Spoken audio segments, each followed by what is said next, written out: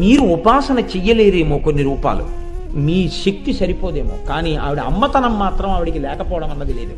కాళికగా ఉపాసించగలిగితే రామకృష్ణ పరమహంస ఉపాసించగలిగారు. రామకృష్ణ పరమహంస ఉపాసన అంటే ఏమిటో తెలుసా అండి?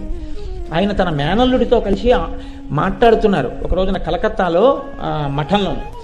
మాట్లాడుతూ ఉండగా అమ్మా అమ్మా అమ్మా అంటూ పరిగెత్తి స్పృహ తప్పి పడిపోయారు.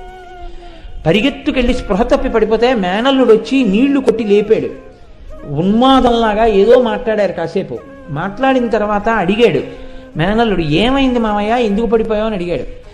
ఇక్కడే ఈ పొదల్లోనే అమ్మవారు ఎర్రటి చీర కట్టుకొని ఆకుపచ్చటి అంచుతో ఉన్న చీరతో గొల్లపిల్లలతో కలిసి నా తల్లి ఆడుకుంది ఈ చెట్టు పొదల్లో. మా అమ్మని చూడగానే అమ్మా అమ్మా అమ్మా అని పరిగెత్తాను.